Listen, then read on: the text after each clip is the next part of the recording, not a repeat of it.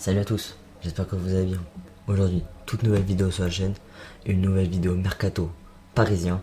On va évoquer le dossier Pogba qui devient de plus en plus sérieux. Pogba serait intéressé par la perspective de rejoindre le Paris Saint-Germain. Le PSG veut le signer cet été, mais je vais vous détailler tout cela. Il y a des conditions avant que Pogba arrive au Paris Saint-Germain. Voilà, ce n'est pas bouclé, il n'y a rien du tout, mais il n'y a rien d'intérêt concret entre les deux parties. Ensuite, on va parler de la rumeur Cristiano Ronaldo. Une rumeur qui gonfle de plus en plus. Plusieurs médias et journalistes fiables s'y mettent dans le dossier Cristiano Ronaldo au Paris Saint-Germain. Le joueur réfléchit, rien n'est fait. Il y a eu des discussions entre Jorge Mendes, l'agent de Cristiano Ronaldo, et le Paris Saint-Germain pour une éventuelle arrivée cet été. Mais rien de concret. On va parler de tout ça, on va analyser ça évidemment. Paris est très actif sur le mercato. Paris réalise un mercato très chaud. Le PSG devrait se focaliser sur les ventes lors des prochaines semaines tout de même. Le PSG a présenté une sorte de bilan comptabilité à la DCNG et a pour objectif de vendre pour environ 180 millions d'euros, d'après ce que j'ai pu entendre récemment par les médias sportifs français, donc l'équipe et le Parisien. La rumeur devient de plus en plus sérieuse. Une arrivée devient de plus en plus crédible. On parle en ce moment de Paul Pogba au PSG. Selon l'équipe, Paris n'aurait pas oublié cette piste. Pogba serait de plus en plus intéressé à l'idée de rejoindre le club parisien. Le média évoque un prix entre 60 et 70 millions d'euros réclamé par Manchester. Le milieu de terrain français a un contrat avec Manchester United qui expire en 2022, soit l'été prochain.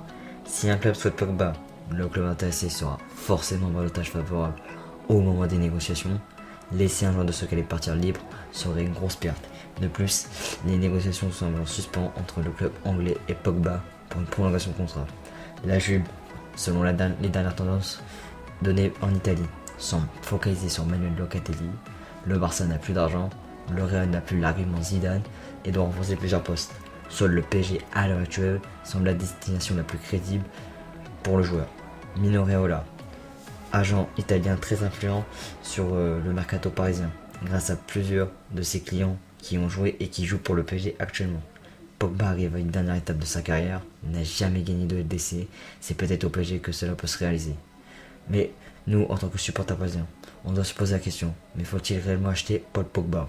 Pour moi, ce ne doit pas être la priorité. J'estime que l'effectif parisien est déjà assez bien hiérarchisé en termes de joueurs stars. Neymar, Kylian Mbappé, Sergio Ramos, Marquinhos, Marco Verratti, Kylian Navas. Rajouter Pogba pourrait rajouter un déséquilibre sur l'ambiance du vestiaire. Paris ne doit pas empiler les stars, doit rester dans l'idée de combler ses besoins, comme il l'a fait cet été. Pogba remplit tes besoins certes, mais n'oublie pas que tu as acheté un Paredes à 47 millions, un joueur qui monte en puissance et qui a mis Pochettino et surtout Neymar dans sa poche. Ça aide pour intégrer un groupe. Tu as aussi acheté Danilo, un 6 de métier qui a certaines qualités et une polyvalence intéressante. Tu as Herrera, un joueur également d'expérience, intéressant, combatif et une voix très importante en termes de communication. C'est important. Sans oublier Draxler qui a récemment prolongé. Rafinha et les deux indéboulonnables Wijnaldum et Marco Verratti. Avec cette liste bien fournie dans l'entrejeu parisien, le PSG a-t-il réellement besoin de recruter un milieu à l'instant T? Je ne pense pas. Paris doit se focaliser sur la vente de ses indésirables. Sergio Rico, à cause de l'arrivée de Gianluigi Donnarumma. Kurzawa, pour plus donner de responsabilité à Abdou Diallo et dû à ses performances irrégulières. Rafinha et Sarabia, pour le bien des joueurs d'un point de vue sportif et d'un point de vue financier pour le club. Et puis enfin, Kehrer, qui n'a jamais su exprimer son talent plus de 3 matchs depuis son arrivée. Allez, commençons la deuxième et dernière partie de cette vidéo, par une rumeur plus excitante, mais moins fiable et réaliste pour le moment. La rumeur menant CR7 au PSG bien sûr, d'après les informations de Santillanois, journaliste pour Foot Mercato, qui commence à avoir une certaine popularité sur Twitter pour ses bonnes infos, même s'il faut simplement rester prudent face aux rumeurs liant le PSG. Cristiano Ronaldo serait en pleine réflexion quant à son avenir à la Juventus. Il considère la destination Paris comme une option intéressante.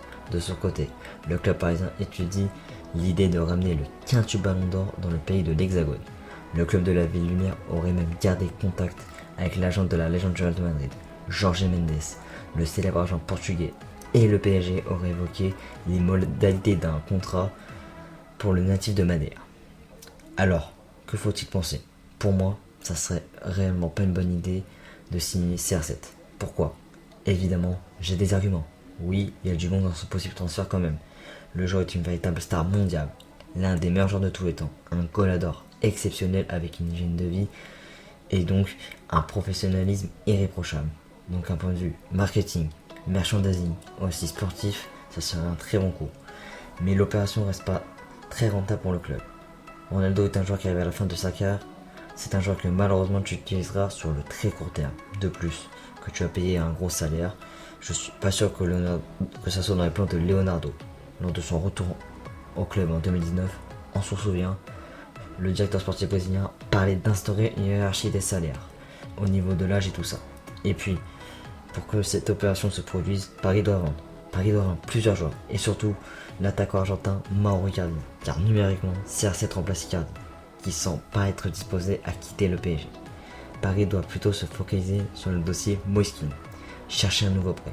Mais bon, Everton veut un transfert malheureusement pour le moment. Ou à la limite Lionel Messi, qui est plus confortable d'un point de vue financier que CR7, dont il lui reste une année de contrat.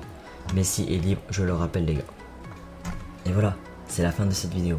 J'espère qu'elle t'aura plu. Si c'est le cas, lâche un pouce bleu et partage-la avec tes amis. Moi je te retrouve à la prochaine pour une toute nouvelle vidéo sur le mercato parisien ou un autre sujet sur le PSG. Allez, ciao ciao.